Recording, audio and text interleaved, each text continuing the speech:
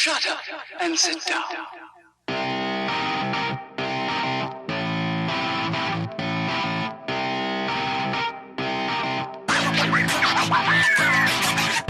We got some new music for you. Episode 26, new intro music.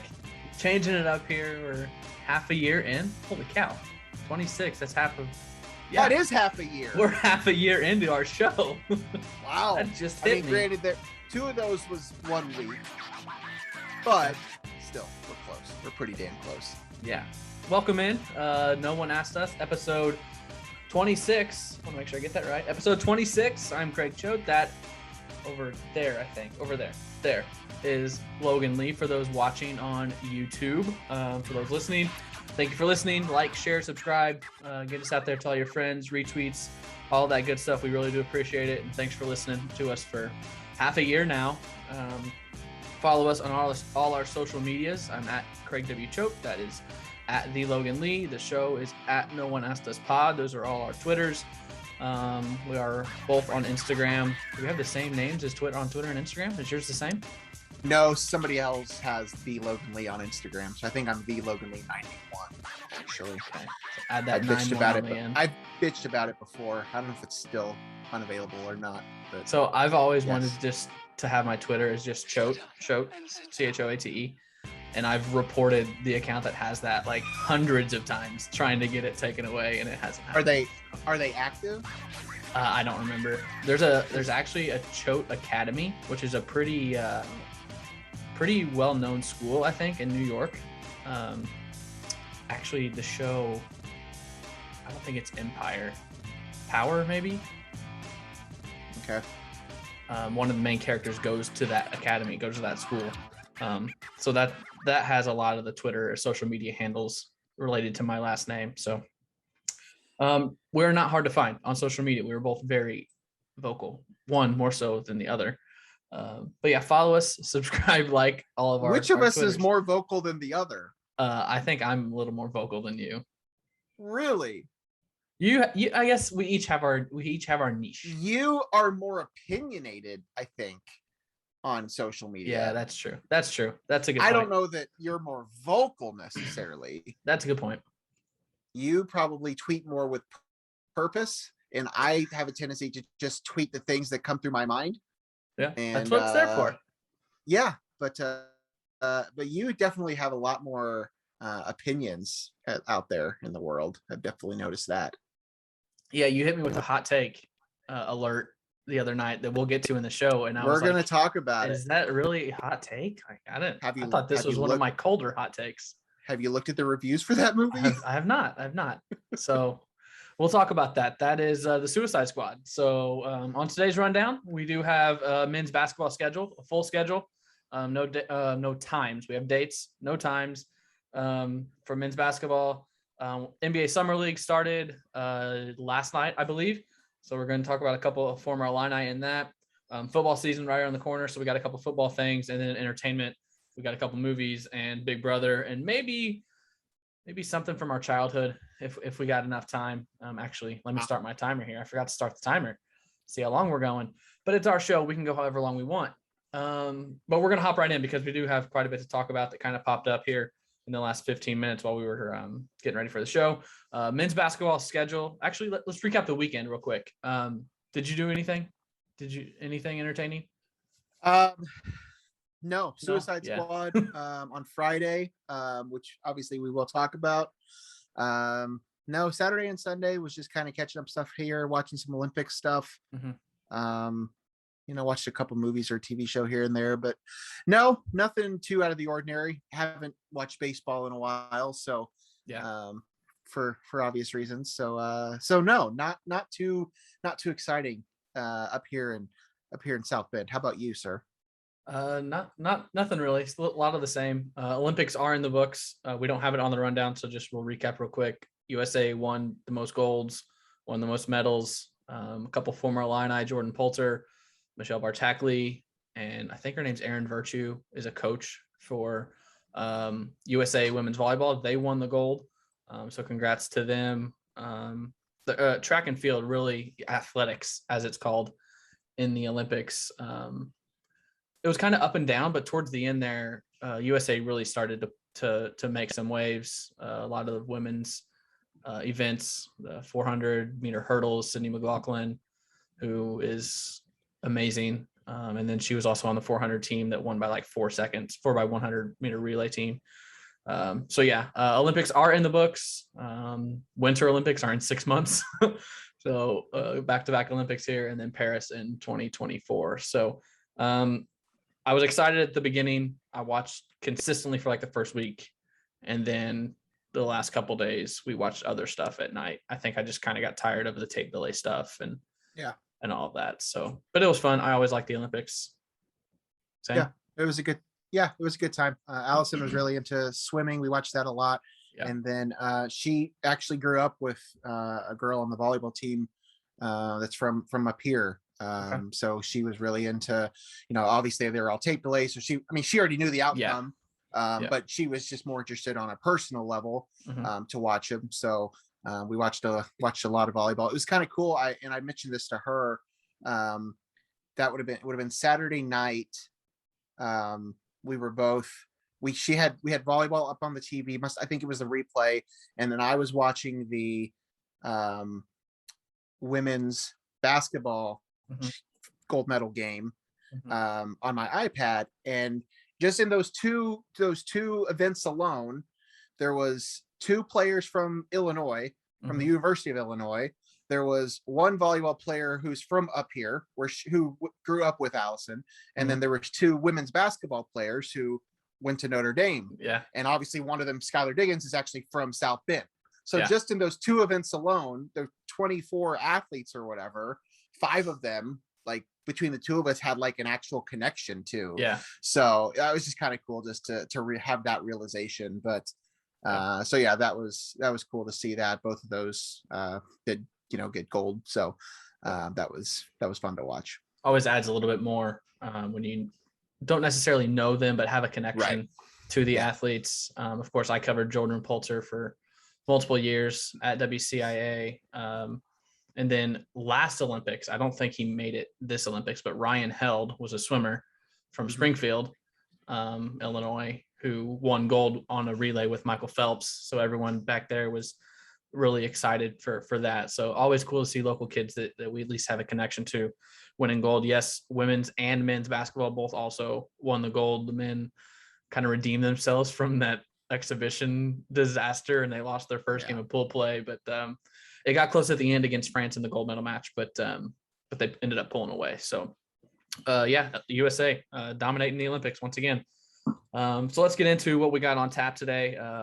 Illinois men's basketball schedule has been released. I'll just run through it real quick. There is one open date still. We do know when it's going to be. October 23rd is going to be an exhibition, but the opponent has not been announced yet. The other exhibition is on October 29th. Did you know there's an Indiana in Pennsylvania? No, Indiana, Pennsylvania. I had no idea. Did not know that was a thing, but that's the other exhibition. Then the regular season starts November 9th, Jackson State. Too bad that's not football, because you get Deion Sanders if he was football coach. November 12th, Arkansas State. The 15th at Marquette. And then the 22nd and 23rd is the Hall of Fame Classic in Kansas City. We already knew those 3, Marquette and then the Hall of Fame Classic. 22nd, Cincinnati. 23rd will be Arkansas or Kansas State. November 26th, Texas Rio Grande Valley. And then November 29th is Notre Dame and Champaign for the Big Ten ACC. December 11th is Arizona. December 18th is St. Francis, also a Pennsylvania school. December 22nd is Missouri Braggin Rights back in St. Louis. And then the last non-conference game is December 29th against Florida A&M. So there is a big gap here on this schedule, November 29th to December 11th, but those will be the 2 Big Ten games that we know the opponents. Don't know who those 2 games are going to be, but we know the 20 teams that Illinois will play. We just don't know what 2 games will be that week. Okay, I was going to say, you got anything? Yeah. Go. Why do they do that? Why do they put 2 conference? I mean, I don't. It doesn't obviously matter when they play the conference games, but like, what's the point of putting them in early December when the rest of the conference schedule doesn't start till January or late December or whatever it is? I think it's kind of what the football what they're doing in football. They got week 0, Illinois, Nebraska. Every year there's going to be a week 0 college football, Big Ten college football game. So I think they just want to get conference play started early to get some interest early in the season. And then it started when they went to the 20-game schedule a couple of years ago. Right. I think 3 or 4 years ago, they went to the 20-game Big Ten schedule. So instead of throwing everything off and trying to cram 20 games into that time period, they just moved to earlier in the year. I'm not really sure if they said a reason or anyone has reported a reason. I think it's just to get some excitement there in early December, and then kind of get through the holidays, and then get into the nuts and bolts of the Big Ten schedule. It's quirky. I don't think any other conference does it. Is that? I don't think so. I don't know. I don't mind it though. Yeah, I don't either. I don't think it's terrible. I wasn't really sure why that was a thing. Now, when they started doing it? Do I want Illinois to get Michigan and Purdue those 2 games? No chance. I would love for them to get like a Nebraska and Minnesota or something like that to ease into it. But I think it'll probably be one high profile, one lower profile. I think in the past that's kind of what it's been. Probably. My biggest takeaway is that stretch though. Starting November 29th to December 11th, you've got Notre Dame on the 29th, those 2 Big Ten games smashed in between, and then Arizona. So those are your 4 probably biggest games of the 2021 part of the schedule right there. So November 29th to December 11th is what I'm circling from what I saw today.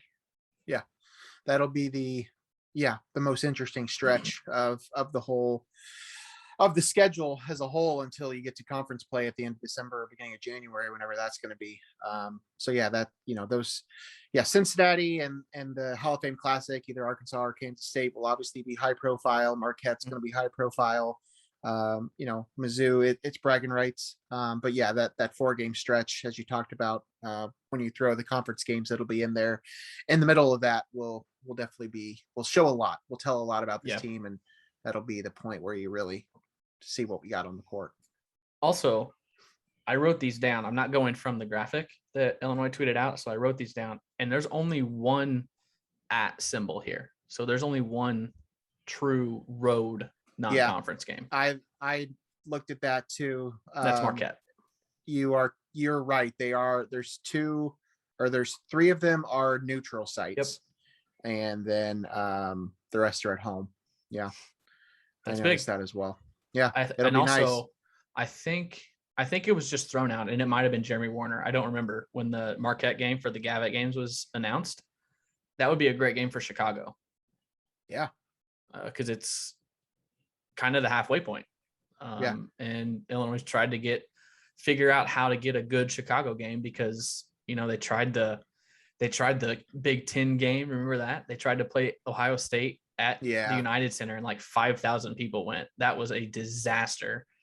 And they tried to get some high profile games, or they tried to get people to go to the UC to watch Illinois, and it just wasn't happening because they were playing New Mexico State in the Lou Henson Memorial game. And they just weren't doing it right. So that might be one. It needs to be a regionally tied game. Yeah. And Chicago's interesting. It's an interesting market for college basketball, because I know Illinois claims it as their city, and I guess so does Northwestern, but let's be honest, there's not exactly prime college basketball being played in and around Chicago. Yeah. So, if you're going to try to utilize Chicago and you want to make it a regional type of thing, Marquette's probably about as good of an option as you have. Yeah. Notre Dame wouldn't be bad, but that's going to be that's a Big Ten ACC thing. So I don't think that you're hardly ever going to see that sort of matchup outside of the Big Ten ACC challenge. So yeah, Marquette would make a lot of sense for a Chicago type of, schedule to play that game on a, semi-regular basis or something. But this is also part of the Gavitt game, so it's the same thing as the Big Ten ACC. So I don't see it moving from the campus location, but I don't think Marquette would be a bad regional rivalry to start up. I do know. No. I don't remember the year, but they played Oregon, I think, and Gonzaga, I think, that at sounds the UC. right. Yeah. And those bowled well. If you could get Gonzaga now, holy cow. Don't know that that's going to happen though. So, I mean, we talked about it a little bit earlier. There are definitely some high profile games, but I don't see any game on here that Illinois can't win. It could very easily be an 11-0 or whatever, 11, 12, whatever, and 0 non-conference start. I don't want to get ahead of ourselves. Right. Oh, of course.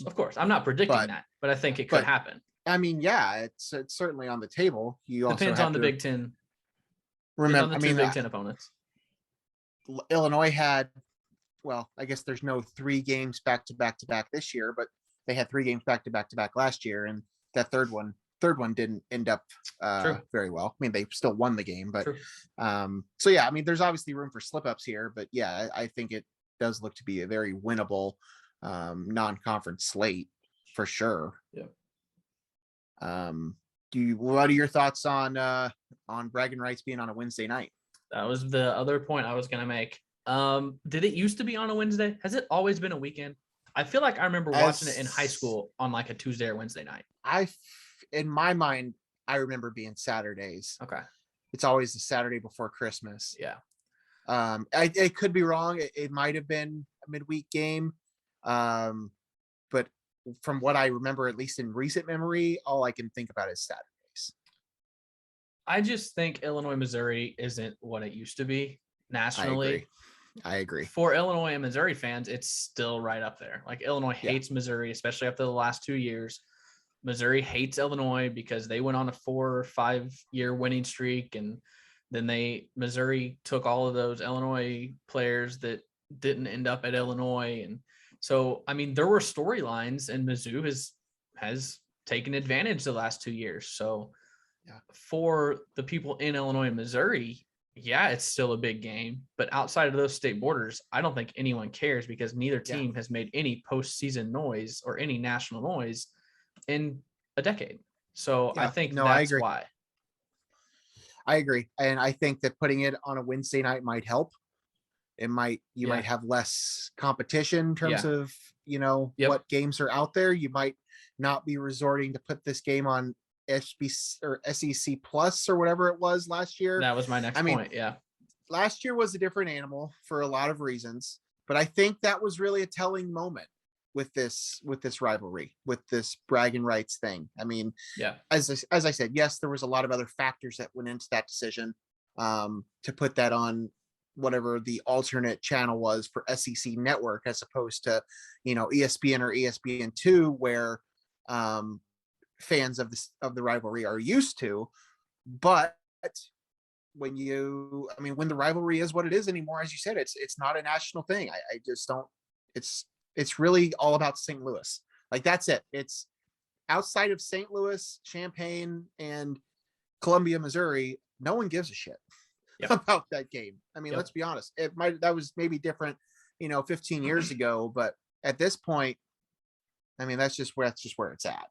So we don't know what network it'll be on. Hopefully, as I said, with it being on a Wednesday night, it's possible, it might not be on, a secondary channel of some sort, but it's also the Wednesday before Christmas. So who knows what other games are going to be going on there. Yeah. I was trying to look up what network it was on each year, but Wikipedia doesn't have that. And I was trying to look up the last time both teams were ranked for the game, and Wikipedia also doesn't have that. It does say that Illinois leads 6-3 when both teams are ranked. I don't think that's going to happen this year because I think Mizzou lost quite a bit. But yeah, I mean, the writing was on the wall when they kept moving it. Like, it used to be ESPN game, then ESPN2, and then like a Big Ten Network, and then like the SEC Plus or whatever it was. Whatever it was on last year. I don't even want to talk about last year. That was the worst bragging rights loss for Illinois in history. Yeah. So let's move on from that to Dosunmu has made his unofficial NBA debut just a couple hours ago. We are recording this on a Monday evening about 6:00 Eastern time. He made his NBA Summer League debut just a couple hours ago for the Bulls. His Bulls lost to the Pelicans. Don't remember the score, but Io had 6 points, 6 rebounds. I think a couple assists. I think he was 2 for 8 from the field. and he also had a couple turnovers. So not eye-popping numbers from Ayo by any means, but he saw some NBA action. Did you get to watch any of it, Logan? Not much. Had it on for a couple minutes on my phone at work earlier, but I didn't get to see too much of that game. I did see him miss a couple of layups in a row, but that's really about it. So, yeah, I saw a couple missed free throws, and I don't know if him and his sister still have the deal, but at Illinois, if he missed a free throw, he had to pay his sister $5 for every missed free throw. So if they do still have that deal, and I'm his sister, I would be like, you can afford a little more than $5 now, Aya. Let's bump that up a little bit. 6 points, 6 rebounds, 2 assists, 2 for 8 from the field, 2 for 4 from the free throw line. 27 minutes. He did get the start for the Bulls. No surprise there. Decent. Bulls lost 94-77. So not much to talk about there. Malcolm Hill, former Illini, is on the Pelicans roster. He's the only one on their roster that did not play today. So I hate to see that for Malcolm because he's a good kid, good player. But also Sunday night, Giorgi Bezhanishvili made his debut for the Denver Nuggets summer league team. He also got the start, which kind of surprising. I'm trying to pull up the stats real quick here.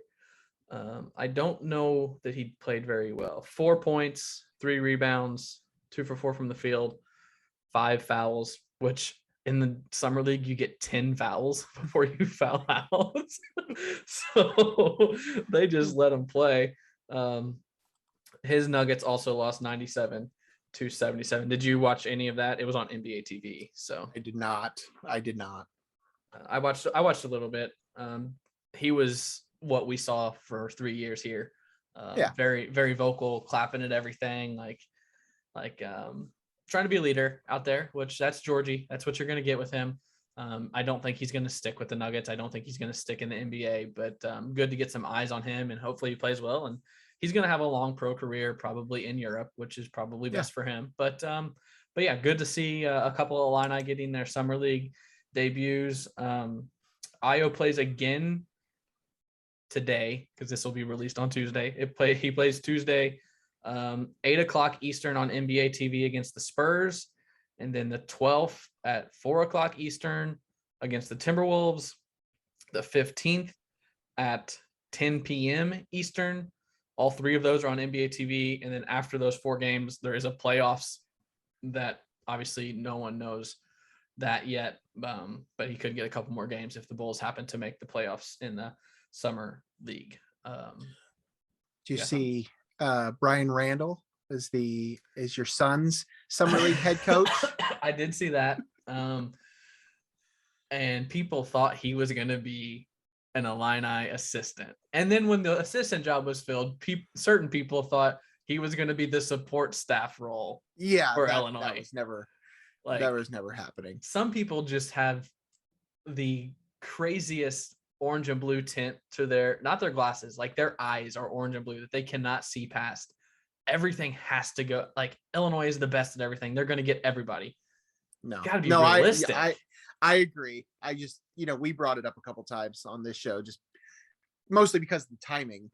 I mean, I think that was the biggest thing for me. I never really thought that was like going to happen, but I think the timing of it at least made it a little suspicious that this is actually happening. But you're right. I agree with you. With the open assistant job and why it was taking so long, the Suns still being in the playoffs, Brian Randall marrying his wife who's from the area, like the NBA, it's a grind. Like I could totally see him, if the timing was right, coming to be a college assistant. But when that's not happening, he's not going to take an assistant to the head coach role. No, that's never happening. That's my issue. No. Like I didn't have a problem with people talking about him as assistant if certain things lined up, but it gets to a point where you're like, all right, who's really going to leave an NBA assistant job for a college assistant job? It's probably not going to happen. So anything else basketball? I think that's all we got on the rundown for basketball. I don't think so. I don't think so. A lot of free agency moves. Moves. We've talked about, haven't really talked about the Lakers much. Yeah, that's true. Their average age is skyrocketing. But I mean, hey, I mean, it's the NBA. A lot of the times, it's age is what prevails. So Yeah. my thing on have we even talked about the Russell Westbrook signing? I don't think so. Mentioned it at all? I don't think so. With that thing, I know there's a lot of people that are like, why did that happen? They need shooters, all this stuff. And I understand that. That's why they brought in Carmelo Anthony and some of these other guys that can shoot. My thing with Russ, though, is LeBron needs somebody that can win him games when he's not on the court. Yeah. And Russell Westbrook can do that.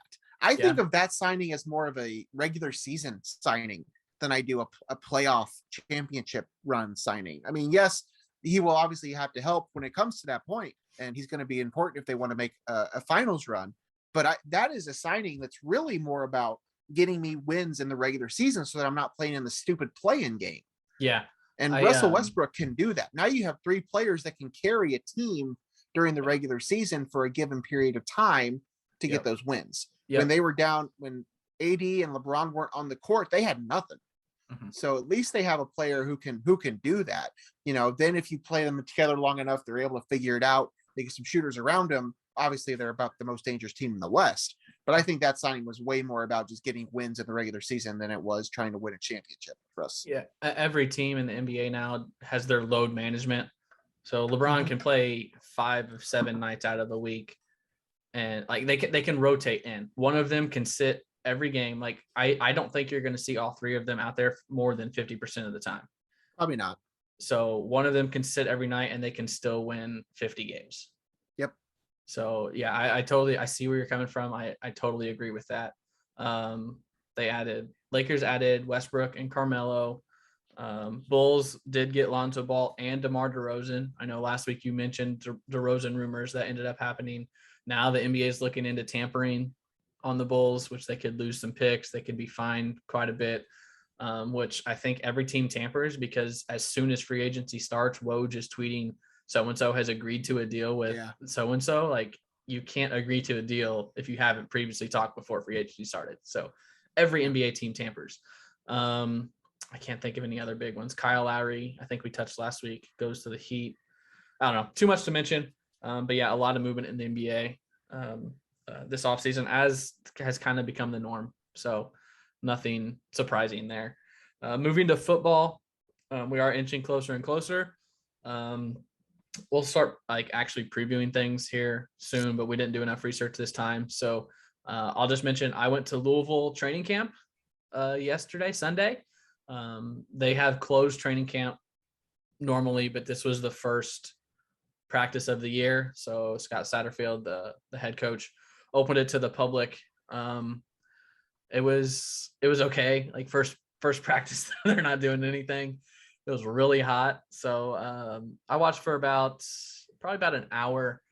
Didn't see any 11-on-11 or even 7-on-7 stuff, just quarterbacks throwing to receivers, running routes and stuff like that. And then once I left, I started walking around the complex. I just walked into the stadium, like onto the 50-yard line and just kind of stood there. As I was walking out, I wasn't the only one. When I walked in, I was the only one. But as I was walking out, a couple other families came in, and then a guy in a Louisville shirt was like, "Guys, you got to get out of here. This can't happen. I'm locking this up." It's like, it was open. Sorry. You didn't pull out your no one asked us media credential, said I'm No. allowed to be here. I have a podcast. No, that doesn't hold any weight down here. You know what's crazy? You are gonna end up going to a Louisville football game within like the first year of you living there. I've been in South Bend for like 6 years now, and I have yet to go to a football game in Notre Dame. Are they hard to get into? Like, are they expensive? They are expensive. Yeah, they are hard to get into, but I'm sure I've had opportunities that have come up where people have had tickets and I just haven't Yeah. I think I've talked about it on the show before. Like I've been to hockey, I've been to men's and women's basketball, I've been to baseball, like I've been to other sports at Notre Dame, but I haven't been to a football game here. The one sport that they are known for. I mean, I know you're still going to have your Illinois tickets, but I guarantee you will end up at a Louisville football game this year. And I still probably won't have been to a Notre Dame one. So. Yeah, I almost bought tickets today. Single game tickets at Louisville went on sale today. And Clemson plays here November 9th. And I almost bought tickets for it. They're like $80 a piece for the first row of the upper deck. But I'm not sure. I don't know that I want to see a 50-0 blowout. Like if I'm paying money, I want to see a good game, but we'll see what happens when that time comes around. Since we found out we were moving here, I've been cross-referencing schedules, and I'm actually not going to be able to go to a Louisville game till October 23rd. Wow. Like week 8, because their first game is in Atlanta against Ole Miss on a Monday. It's a Chick-fil-A kickoff game. And then they play September 11th, which we're going to be out of town for a wedding. So I can't go to Illinois Illinois is on the road, but I can't go to the game here that week. The next week, Illinois and Louisville are both home at the same time. Like, it just doesn't work out. Like, something's happening every home game here until the end of October, which is Boston College. So I'll probably go to that and won't have any problem getting tickets to that one. So I want to see you pull off a doubleheader. I Oh, want to see gosh. you at an 11 o'clock kickoff at Memorial Stadium. And then that'll never be that case, because I'm sure Louisville won't hardly ever have a primetime game. But that would be a day if that ever happened, where you went to Champaign. Well, it would be early, easier to have the and then- early game here, right? Because sure. I would gain an hour going to. Yeah, but the early game there would be at 12, so you'd have the extra hour if it was the 11 o'clock game Central Time. That's right? true. I don't time know. It zones won't ever confuse me. happen. that really won't ever happen. But Yeah, that would be fun you though. know. The one Yeah. when I lived in Champaign, every year I was like, all right, I want to pull off the Chicago doubleheader, the guaranteed rate, and then Wrigley. Yeah. And I never even went to guaranteed rate. I lived there for 5 years. I haven't been to that ballpark in 15 years. I'm going there in a couple weeks. I haven't been there in a long time. Yeah. And I live hour and a half from that ballpark. So, and I still, every time I go over there to a baseball game, I always go to Wrigley. But yeah, I haven't done the doubleheader. I've been to all 3 games of the Cubs series, but not the Chicago doubleheader. Yeah. I'm excited for Louisville. A change of pace, something different. I think the only college football games I've been to is SIU and Illinois. And then, I've been to Michigan and Iowa and Minnesota, but I was working, so I wasn't like getting the experience. So I think it's going to be interesting to see how the ACC does it. They've got a nice little tailgate area, because like all around the stadium on the south side is parking lots. And there's a train track just to the west of the stadium. And like the stadium is built on like the old train depot or something like that. So trains is like their thing. And they got a row of train cars that like have tables and stuff on top of them and grills and stuff. So I don't know if you can like rent those out, and like that's their tailgating spot. So it's going to be cool. It's going to be exciting. I'm looking forward to it. I don't know how good Louisville's going to be. I think they're going to be about 500. I've seen a couple people are high on them and think that they can exceed expectations, but I've also seen a couple people that are like their defense is like the worst in the ACC, so it's going to be really bad. So how long until their banner is hanging behind you? I don't know that that'll happen. I don't know that. I would just like to throw out that when you asked about putting new music for our bump music at the beginning of the show, I suggested the Louisville fight song. Yeah. And you politely told me to F off or something like that. All I said was no. No. All I said was that was it. Like, Logan thinks that I'm going to turn into this like the biggest Louisville Cardinals fan here. No. It's just a change of pace. Like, I've been both stuck with Illinois for 21 years. ACC. I use ACC in air quote towns, so it's fair. It's so fine. Hard for me to think of Notre Dame as an ACC school. They just don't fit in the ACC. But that's a talk for another time. Speaking of the ACC, there was some sad news this weekend. I think was it Sunday? It was yesterday. It was Sunday. Bobby Bowden, former Florida State's great head football coach, has passed away. And just not too long ago, wasn't it released that he was battling something? I feel like it was only like within the last month that people found out that he was going through some stuff. He did pass away Sunday, 91 years old. He is the second winningest college football coach in Division I with 377 wins. Fourth total in wins. There are a couple other small school coaches that are ahead of him. Joe Paterno is the only Division I coach that won more games than Bobby Bowden. 304 of those wins were at Florida State.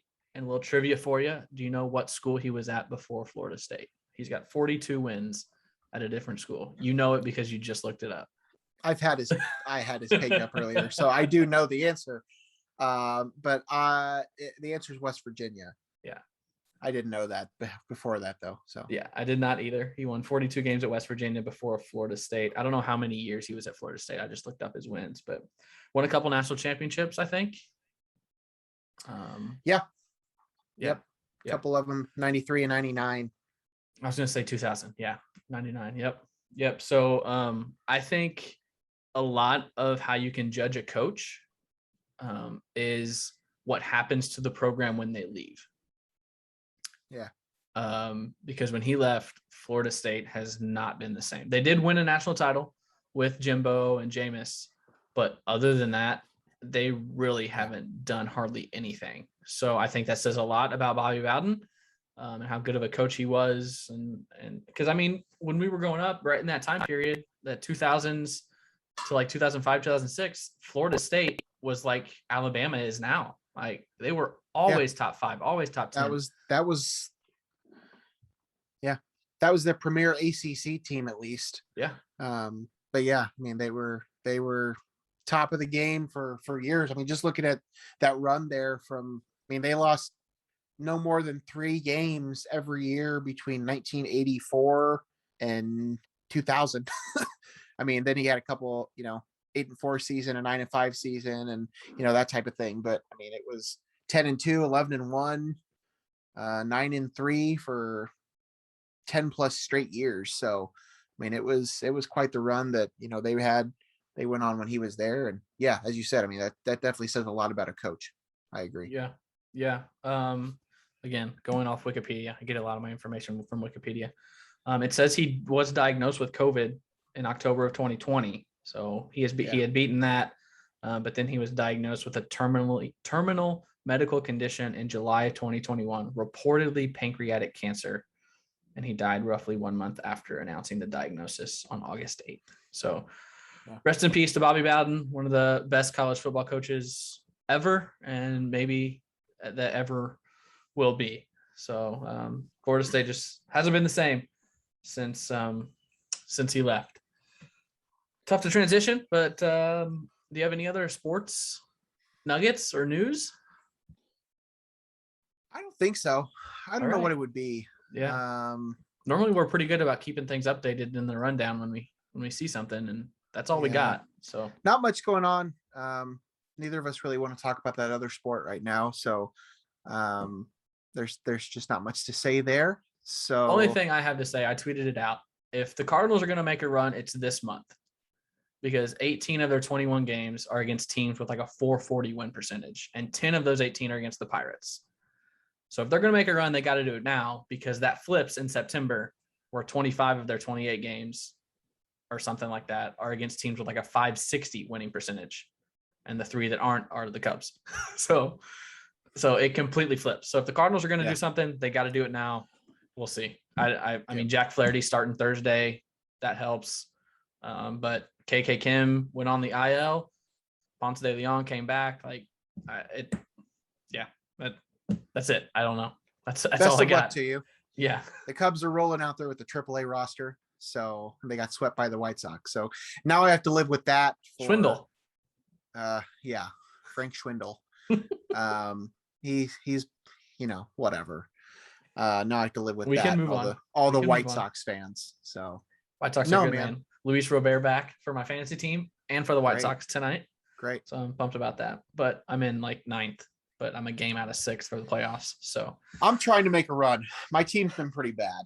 I've been trying to pull a Cubs and sell for 3 weeks because my team's not good enough to win it all. So like I would rather get picks for next year, but no one's biting. No one's sending me any trade offers. So I'm like, all right, I'll try and make a run. I've got 7 people on the IL that are coming back within the next 2 weeks. So if I can just hold on, I might be able to sneak into the playoffs, and we'll see what happens from there. I'm trying. I had my first fantasy football draft this week. I was just going to say, while we're talking fantasy, I want to bounce some fantasy football stuff off of you. Oh, great. So just for the record, this is not as much my forte as baseball. Well, it's but go ahead. It's not like moves or anything, but it's just like how the league is run. Like, I'm all about changes. That. So I'm the hold on. I wish I could just be paid to be a fantasy football commissioner. Like, if I could just like run people's leagues, like that would be like a dream job. I don't have to play because, to be quite honest, like I don't really care that much. I don't watch enough NFL football anymore to really care. But if I could just run leagues, I'm all about it. So go ahead. So bounce your question off me. I'm the commish of a league that we started in 2012. Started with 10 guys. It's expanded to 12 now. A lot, like 12 of my 11 of my closest friends. Like this is my number one league that I care about. I'm the commish. And sorry for all of you football kickers that are listening, but we voted to ditch the kicker for an extra flex. So now we've got 1 QB, 3 receivers, 2 running backs, tight end, 2 flex, and a defense. Scoring is a little different. Every touchdown is 6. So throwing touchdowns for quarterbacks is 6, not 4 like normal. Defensive scores are boosted up a little bit. So it's a little different.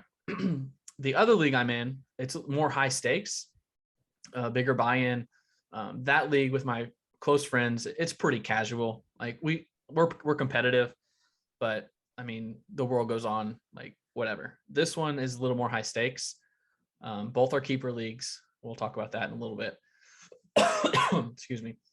So I pitched the same thing in my other league, ditch the kicker, add a flex. I'm like, this isn't a bad idea. Like, it's not changing that much. Kicker to me is all luck. Like, unless you get Justin Tucker, kicker is all luck. Adding a flex adds some skill, and you need to draft better. So I pitched it in that, and it got shot down immediately. So instead, someone else pitches 2 QB league, and that like 11 people voted yes for that. I'm like, that. They were worried about the depth of the waiver wire if you add a flex. How many teams? Both are 12. Both are 12 teams. I haven't done a 12. I have done a 10 and I've done a 16. I've been in a 16 team for a while. Ooh. And I will say that's the league that I just had my first draft in. And I will say too that we haven't played for money in that league and nobody seems to care, which is fine by me, whatever. But at 16, especially, the waiver list gets pretty thin. Yeah. So I don't know about 12, but I can understand that argument. I get the whole dishing kickers thing. I've seen other leagues that have been doing that. Mm-hmm. I don't totally agree with your luck statement. Yes, part of it is luck. I understand that, because they can't really control that much. But I think there is something to it. But it would definitely be more fun to ditch the kicker and add either another flex or, I mean, that's not the first time I've heard 2 quarterback league. I mean, I've never done that before. That just adds a lot more points. I mean, that's really all that is.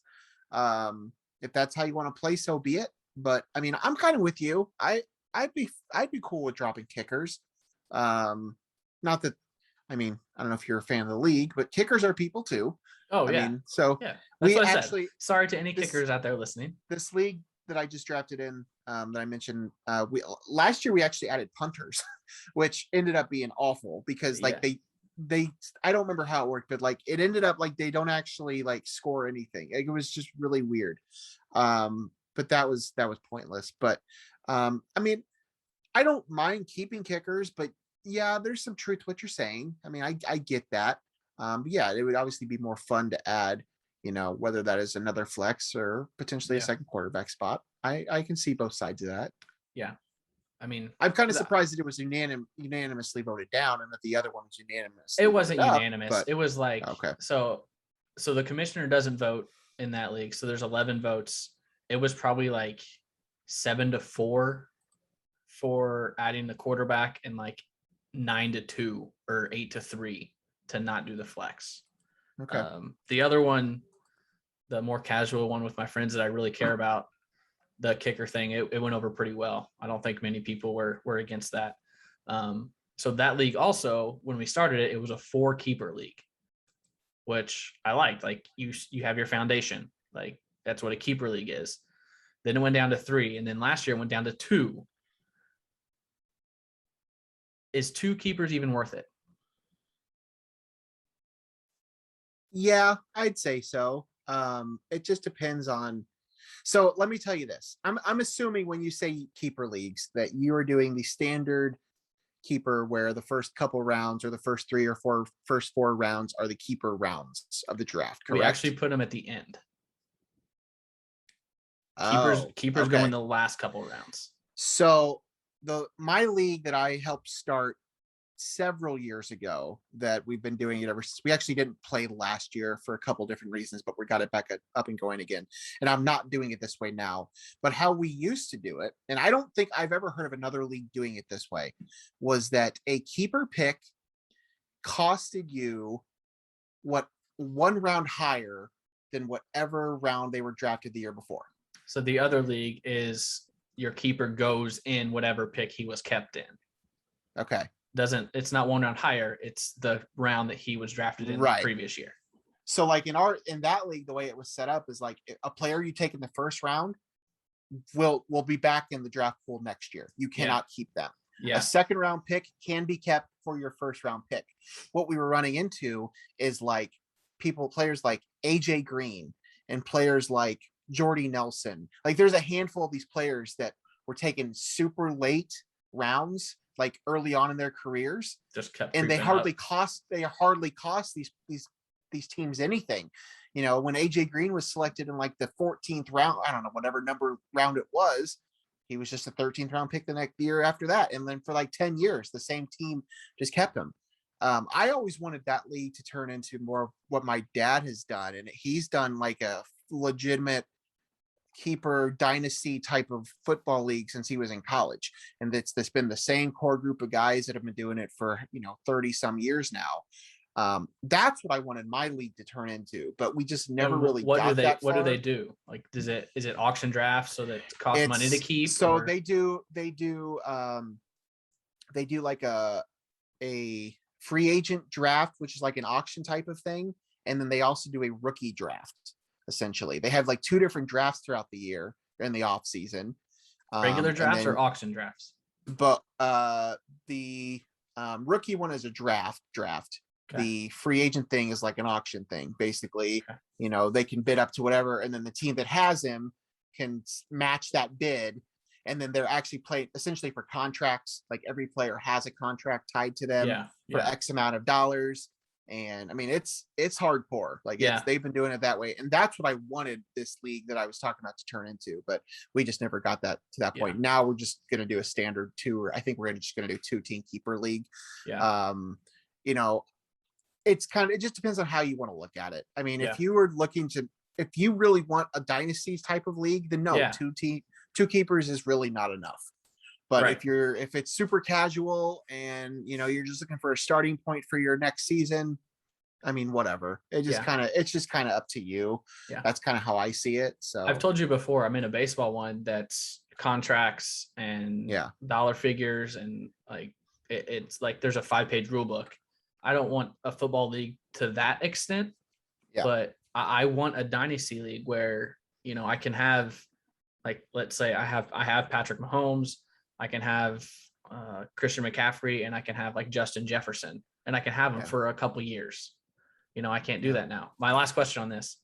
So last year I was awful. I was 11th out of 12. So I did the fire sale thing. I have 3 first-round picks, 2 second-round picks, and 2 third-round picks. And I traded everyone except for Patrick Mahomes and Cam Akers to be my keepers. Oh. And now Cam Akers is out with a torn Achilles. Why would you keep a kicker? Oh, wait, no, Cam Akers. Never mind. I thought you were saying that David Akers. Kicker. Yes, that's what I was thinking when you said that. No, I'm like, Cam Akers, wait a second. Running back for the Rams. who tore his Achilles. Okay. So he's out for the year. Got it. So I'm not Sorry. keeping him. So I know this isn't your forte. I'm down to Chase Claypool and T. Higgins. Those are my one of the two has to be my keeper, or Myles Gaskins. You have to keep two? Yeah. I've never been in a league where you have to keep two. Yeah. We have to keep two. Why? That's the way it was at the beginning because we weren't sure how it would work if you don't keep two. So, I mean, so this is why the way it works, like I just said, we put the keepers at the end. So if you don't keep one, you're getting a pick in the very last round. You're not adding a pick at the beginning. Oh. So Yeah. We could do it the other way. I just have to let the league know and whatever. So, all right, enough fantasy talk. We didn't really plan on talking about that, but we did. So let's move on to entertainment. Logan, I watched one movie this weekend. Would you be surprised if I told you I watched two?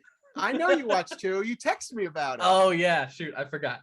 You spent your weekend on HBO Max. Where do you want to start? Let's start with Space Jam. Okay. It was okay. It was very okay. There were moments where I laughed quite loudly. You warned me about one of them, which it turned out to be really, really funny. There were a couple moments where I laughed. Yeah. A couple of issues was, okay, so throughout the movie, they're making references and the Looney Tunes are making references about, oh, we've done this before. We've seen this before. We've done this. And then LeBron asked them to play basketball and he's like showing them how to play basketball. Well, you guys have already done it. Why are you showing them how to play basketball again? I don't know. That whole thing was just it was a mess. I don't have another explanation. It was a mess. The premise of it, I like the storyline, like new age 2021 technology. I didn't have any problem with that. Like you said, LeBron was not a good actor, like at all. He was not well in this role. But I mean, I was entertained. I kept attention the whole movie, because I wanted to see how it ended. Sure. So yeah, I thought it was okay. What'd you give it? 2.5 or a 2? I'd probably give it like a 3 or a 4. Not a 4. I would definitely want to give it a 4, but I gave it a 2. 2, yeah. I'd probably go 2.5 or 3. It was okay. I'm glad I watched it. The original is much, much better, but it just a lot of things didn't make a lot of sense. Yeah, I'm with you. It wasn't very well put together in my opinion, but yeah. I'm just very curious to see if that's going to get a higher score than the other one, because I don't see how that's even remotely possible, but the way you talked about it on Twitter, it's very possible that you were giving this other movie a lower score. I want you to go first. You want me to go first? Well, you've already seen. No. It was just released this week, right? So you haven't reviewed it yet. No. Okay. So I want you to go first. Yeah. The Suicide Squad. This is the James Gunn movie, which is a sort of sequel. I guess it's a sequel to the David Ayer movie that came out in 2016, I believe, 2016, 2017. That original Suicide Squad movie did really well at the box office, was not very well received. Personally, I enjoyed it, but I know it wasn't very good. This one is a very different kind of movie, sort of. Well, I shouldn't say very different. It's a different kind of movie. I enjoyed it. I thought it was actually pretty well done. I think that James Gunn, the way he gave the movie he wanted to give, and granted, it took a lot of turns. It wasn't perfect. Not going to try to defend it, say that it was perfect. In the scope of DC movies, I thought it was one of their best in a long time. I thought that yes, it was gory. Yes, it was R-rated for a reason. It was kind of ridiculous at times. At a lot of times, it was ridiculous. I thought the cast was fine. I don't really love any of the roles in particular. The story was okay. Like I'm not gonna sit here and tell you that this is a perfect movie. But I thought it was a lot better than what you seem to believe. Now, you're not the first person that I've heard that has this opinion. In fact, the person that I saw the movie on Friday night shared the opinion with you, that it wasn't very good, or that they didn't enjoy it. But I thought it was solid. I thought that we have to stop comparing DC and the MCU. We just have to. We just have to stop comparing these two universes. Now, where this one does differ, though, is that James Gunn did this movie, and James Gunn did Guardians of the Galaxy and Guardians of the Galaxy Volume 2. So, and the first Guardians of the Galaxy, as we talked about on the show, is one of my favorite movies of all time. Probably my favorite movie in all the MCU. This movie is not that. It is not. I did not enjoy it nearly to that level. But that doesn't mean I didn't think it was good, especially from DC's standards for what they've been putting out the last decade. So I thought it was good. I actually gave it a 4. So it scored pretty high for me. If you want to compare it to the MCU, I did look this up. It would be about middle of the road MCU, but it is like the top 2 or 3 DC movies since The Dark Knight Rises, which is when they've started this whole DCEU thing. So there you go. Let me hear it. I cannot wait to hear what you have to say. And I'm just so excited when you tell me that it's going to score lower than Space Jam: A New Legacy. I don't even know where to start. Don't you have like 6 pages of notes? I have notes, but I stopped taking notes during the movie because I told you that I was interested in Space Jam the whole time. I completely lost interest in this. That's fair. From the get-go, it lost me. And I think I know why. And I'm going to compare it to the MCU, which you just told me not to. The characters are just so freaking weird. Yeah. Like, yeah. Even Harley Quinn, like, I just, and John Cena's character with the metal thing halfway over his head, it's just, it's not relatable. Like, with MCU, you've got Iron Man, who's a normal person who just puts on a suit. You've got Spider-Man, who's a normal kid who just puts on a suit. These are actual weirdos. And it just, and you know, the one that I think I was like, what the, was Weasel. I'm like, okay, that creeps me out. Like, that actually, like, I don't want to see that on my screen. You didn't have to see it for very long. Right. So the first thing that I wrote down, DC just has weird characters, especially Weasel, and he's dead. Like, as I was writing that, he died. Spoiler alert. Also, the next thing, Pete Davidson ? And he's dead. So I don't know. I think that's what it boils down to for me, is that the characters are just weird. And I know agree. This isn't their A-list. Like, you know, you've got the Supermans and the Batmans, and Flash. So those are normal people, like, whatever. But for this movie, I lost interest like halfway through. That's fair. I didn't like it at all. I think for movierankings.net that Barstool does, Lights Camera, Barstool, whatever. Isn't that their website? Yeah. Jeff D-Low. Yeah. Movierankings.net. He tweeted out, you know, what do you score it? And theirs is out of 100. I think I went like 33. Like, I don't know. And then the villain ended up being Patrick Star. Like, you're fighting a starfish. What is happening? Okay. I mean, Idris Elba was good. I didn't know he was in it until he popped up. I love Margot Robbie, so I mean, I didn't hate her. The rat girl was good. So I mean, it had some good characters. I didn't like it at all. I don't know if I need to watch it again. No, but no. I mean, I will say, I mean, everybody is entitled to their own opinion. And as I said, you were not the only person. You're not even, you were the first person, but right after you said that, I I know somebody else that also didn't enjoy it. I will say a couple things. I mean, it's been reviewed. I mean, the ratings for this movie are actually pretty high. I see that now. So I think a lot of people did differ from you and how they viewed it. Yeah. And I'll say this, don't take offense to this.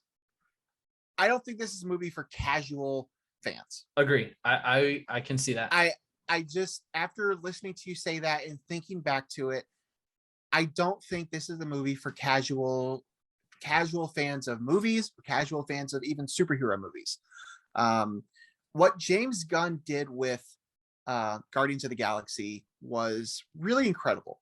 The way they were able to take a group of no-name superheroes, I mean, a bunch of a-holes, as they're described in the movie, and turn it into a fun, good. That was remarkable what he did with Guardians. This movie is not the same type of thing. I mean, it is to an extent. I mean, it's a ragtag group of characters from a comic book movie or comic books that they're putting onto the screen that nobody's heard of. Harley Quinn is the only marketable character in this whole movie that has, any sort of brand behind her.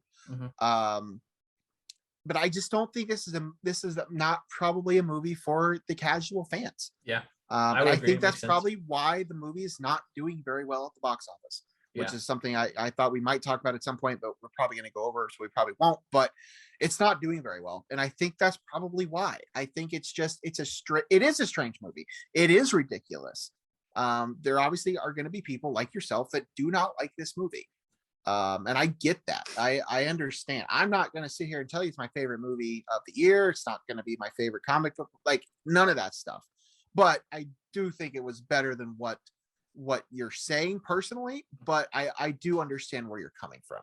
Yeah. It's attainable or accessible. Accessible is the word I'm looking for.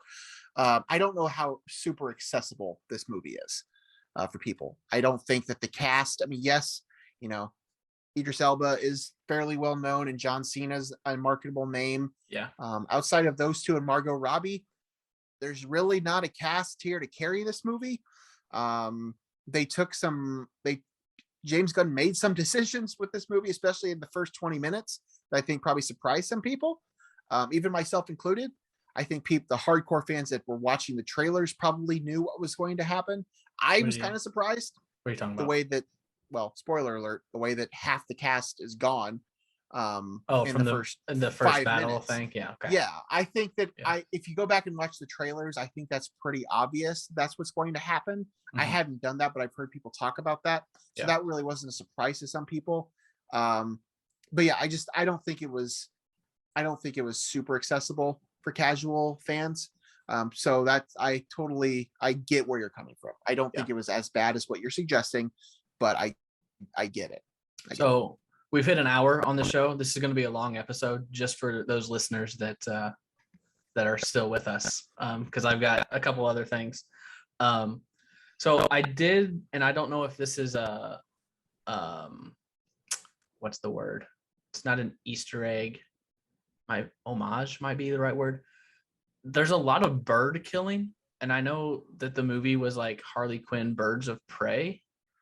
Is that a connection?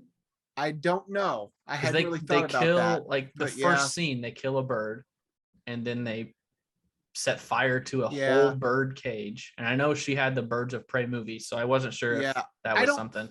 I don't know what that was about. It might be, but I don't know. I just, again, and I don't know if we really want to get into this whole MCEU versus DCEU thing on this show. Obviously, as you mentioned, we've already hit an hour, but the DCEU just can't figure it out. There's no consistency there. So I don't think that was some sort of reference to like, we're going to kill off the Birds of Prey franchise. But who knows? Yeah. I don't know. I didn't think about that. That's a good point though. So I don't know. Did I see a Mahershala Ali cameo? I don't remember seeing that. Maybe I thought he was one of the guards at the big tower. He might have been. I don't know why he would have he was appeared in in that, but he was maybe like 2 or 3 shots. It looked like him. I could have thought it been. was. I don't know. And then I think the only other thing I have written down is there's so much blood. Yeah, so gory. Much blood. Like he chops a dude's head off, and then the camera like pans over him, and you like it's a straight slice, and you just see his brain. I'm like, oh, dude. So yeah, no, I listen. I get it. I understand where you're coming from. I think this is not an accessible movie for casual fans. I will say too, and we can talk about this. I brought it up on Twitter why people aren't going to the movie theaters. I think this was a movie that was better to be seen on a theater. Not that necessarily made the movie any better or worse for you, but it might have been a slightly different experience for you. But regardless, there was plenty of gore. It was definitely an R-rated movie for sure. Yeah, for sure. And that's what they wanted to do. I mean, that's not something that James Gunn would have had the opportunity to do with the MCU. I mean, he's going back to the MCU, but they're not going to let him make an R-rated movie with Guardians. That's not happening. So yeah, I mean, I thought it was fine. I thought it was, in terms of all the DCEU movies, it's right up there with Wonder Woman and probably Man of Steel as 3 of their best. But it was an improvement over the original Suicide Squad. Did you see the original Suicide Squad? Yeah, and I don't hate it. I don't hate it either. I enjoyed it. Now, I do think this. I like it better. I like that one better than this one. Really? Okay. Yeah. No, that's fair. I get it. IMDb has this as a 7.6 out of 10. Yeah, I had all those up because didn't know if we were going to bring that up. It's a 91 and an 84 on Rotten Tomatoes. It's a 7.6 on IMDb, and Letterboxd, which is the other thing that I use, is a 3.8 out of 5. Yeah. So I mean, it's getting pretty good reviews from the people that have seen it. But that's the other thing here. People aren't going to this movie. Now I know there's obviously plenty of people that are watching on HBO Max, especially since they don't charge you anything extra like Disney does. Yeah. That's the only reason I watched it. If I'm being completely honest. The box office numbers are not good. And did you vote my poll? Because I'm really curious about this. I did, because box office numbers have been really bad for a lot of movies. A Quiet Place 2 did pretty good. I know Fast 9 did all right. Black Widow had a really good first weekend, and then it dropped pretty hard. This didn't do very well. Jungle Cruise hasn't done very well. Yeah. And I'm just genuinely curious, like, why people aren't going to the movie theater. So I put the question up on Twitter. I don't know if by the time this comes out, if it'll still be something people could vote on, but I basically gave 4 options. Like, are you not going to the theater because of COVID concerns? Are you not going because you're not interested in these movies? Are you not going because you can stream them at home? Or are you actually still going to the movies regularly? I was just genuinely curious to see what people were saying because of these box numbers and how low they are right now. The leader is people just aren't interested in the movies that are coming out, which is, that's certainly fair. That got my vote. But I mean, we've had an MCU movie, we've had a DCEU movie, we've had, A Quiet Place Part 2, which is, the first one was a fantastic movie. I mean, we've had Disney's put out, big movies. These are movies that would have done much better had this been pre-pandemic. I have a hard time, like Cruella and Black Widow and Jungle Cruise and Suicide Squad, and like all these movies would have done better pre-pandemic, but that's not. But the numbers are like still staggeringly low. So like, I understand you're saying I'm not interested, but do you think you would have gone to any of these movies in a theater pre-pandemic, this whole releasing onto HBO Max and Disney Plus thing? Would any of these movies have been ones you would have gone to prior to the pandemic? Cruella. I probably would have gone to Suicide Squad because I'm a superhero movie, like, kind of, I don't want to call me a junkie, but like that's where I'm at right now. Probably Black Widow. Black Widow, yeah, because it's Marvel. Jungle Cruise. I mean, those are, but so when you say you're not interested, that's not true then, because you would have gone to those movies had it not been for the pandemic. Are you just not interested enough to go see it in a theater? I guess my vote should change to COVID then, because I'm not trying to put you on the spot. So you're obviously the person I'm talking to right now. So the only one that I paid for was Cruella. I paid for the premium access to Cruella. I don't want to pay that again for Jungle Cruise or Black Widow. Right. But I also don't want to go to a theater to see those either, I guess. So it's like, it's somewhere between COVID and not interested. It's like, I'm not interested enough to forget about COVID to go to a movie theater. And yeah, so that's where I'm at on it. I think it's obviously it's a combination of all these things. Yeah. I think these are all factors in why these numbers are so low, but I don't know. Again, that was just another tangent that I didn't really plan on talking about, but I think it's interesting. Did you realize that you have crossed the 1,000 follower plateau on Twitter? I've been sitting at 1,001 for a while. Oh, that's where you're at now. I can't gain 1,002. Yes, I have crossed the mark, but I can't seem to get over the 1,001. We'll try and get you a blue check mark here pretty soon. Thanks, man. Really appreciate it. Now that they're divvying them out again. Free Guy comes out this week. Free Guy comes out this week. Pretty excited about that. Hopefully I get to see that on Thursday, but I'm not holding my breath. It might not be till after the week that I get to see it.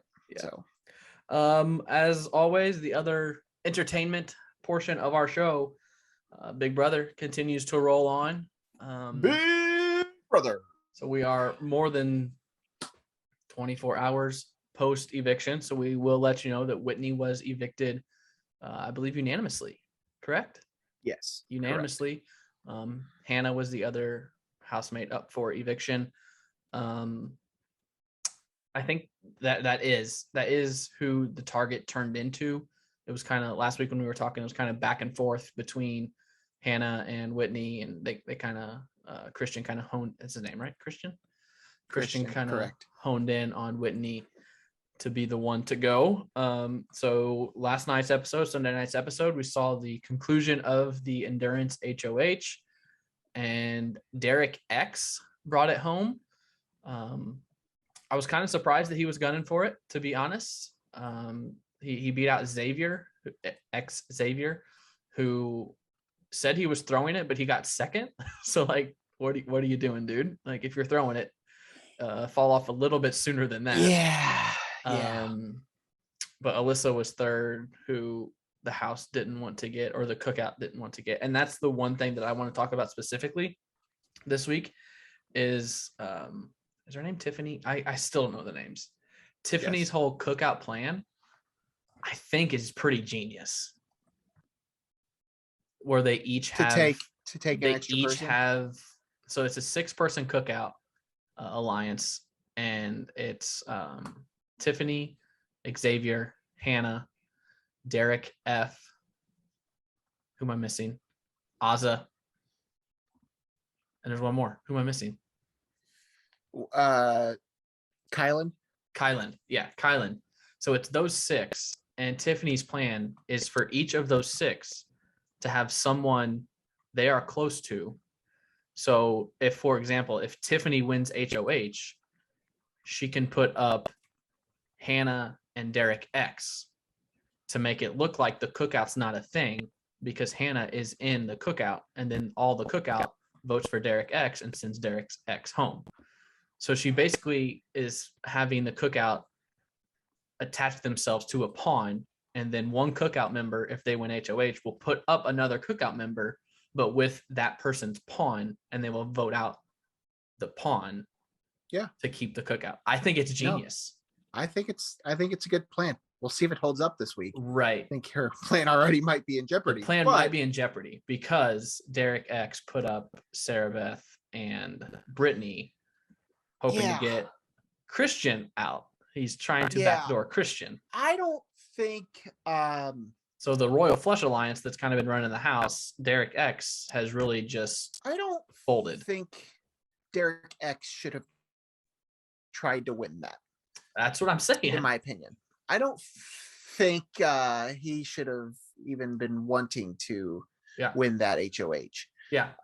For a couple he reasons. Says he did. He was obviously trying to, but I think he was in a good spot regardless in that situation. I don't think he was going to get put up. And then he was having to choose between who he wants to put up. And now I mean, I don't know what's going to happen this week. But it sounds to me like the royal flush is in dire jeopardy of probably being flushed. Yeah, interesting week for him to. So I mean, he to do that. He's now the HOH. So he's won one HOH comp. He's won 2 vetoes. And did he win a wild card? Or did he lose his wild card? No, he's at least won. I don't know. He's at least won 3 competitions. Him or Tiffany. I don't remember which one of them won, but you're right. I think he won. So I think he's won 4 competitions. Yeah. He's won 4 competitions now. He's the HOH, and he's shooting to take out Christian, who is his other big target or his other big competitor in this. So if he takes out Christian, he is now number 1 on the target list. I don't know what he's doing. No, I don't think that was a good move. And I would venture to guess that he's probably going to be next on the list to leave the house this week. Yeah. It'll be next week, I guess. Have you looked at any spoilers? Because I did. I've seen a little bit here and there. I don't know. Never actually saw the actual results of the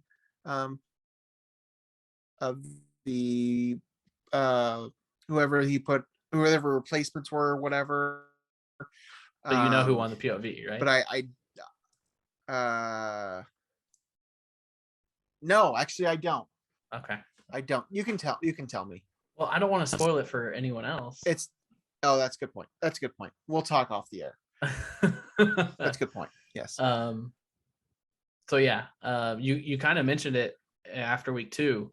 Brittany is just going to have to swallow her pride because she's going to be thrown up every single week. Once it starts, she's just going to be an easy person until she's eventually the victim of being a pawn too many times. But unfortunately for her, that's the situation.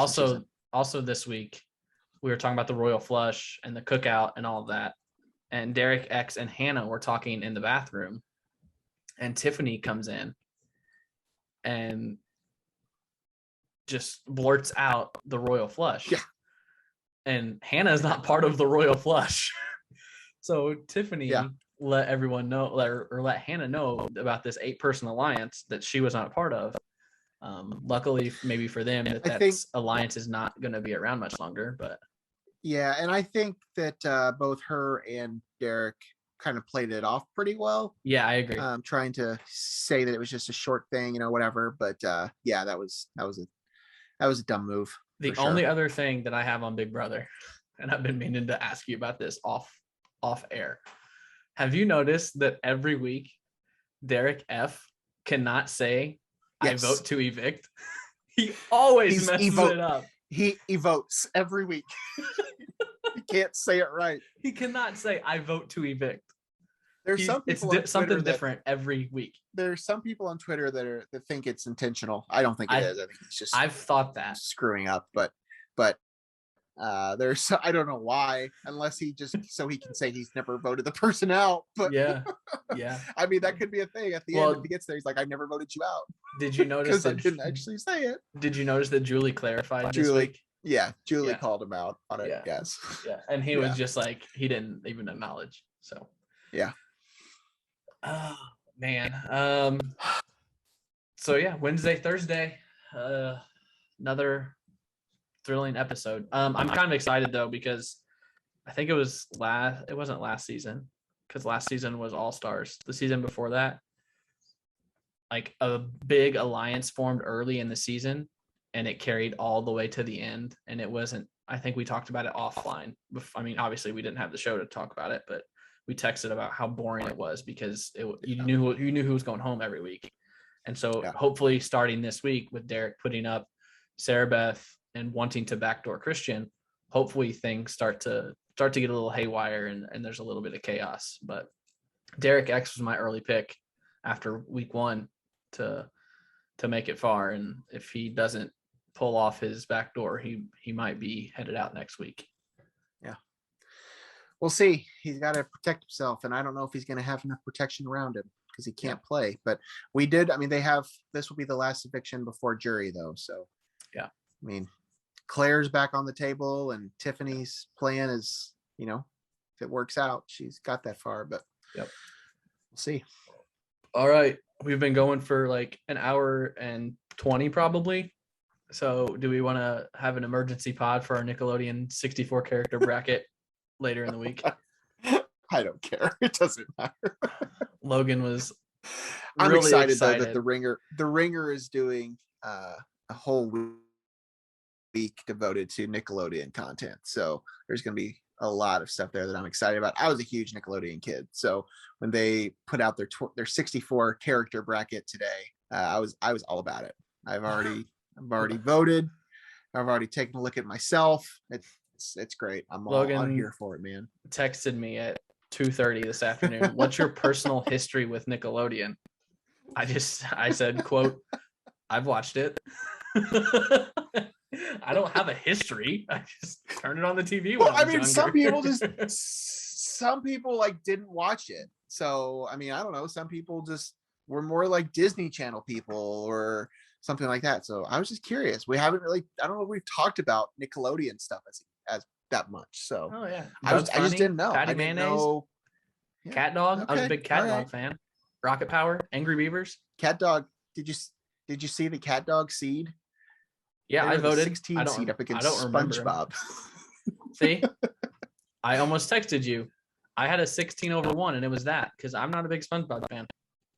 Yeah, I'm with you. I voted SpongeBob, unfortunately, but I get it. I get it. SpongeBob's a little annoying. Yeah, very, very. And his best friend Patrick Star turns out to be a villain in the Suicide Squad. And Squidward shows up in Avengers Infinity War. I don't get that reference. When they come to the city at the very beginning, and Iron Man and Doctor Strange are out there, and Iron Man calls whatever Thanos' little henchman there, calls him calls him Squidward. Yeah. Earth is closed today. That's a good impression. Anyway, all right, we're rambling. We will get out of here. Thank you for listening. This is episode 26. Thank you for listening. Share, like, subscribe, all that good stuff. This will be out sometime Tuesday morning for all of your ears and eyes. Anything else, Logan? No, sir. I'm happy to be here. All right. Thanks for listening. Episode 26. That was No One Asked Us. Bye.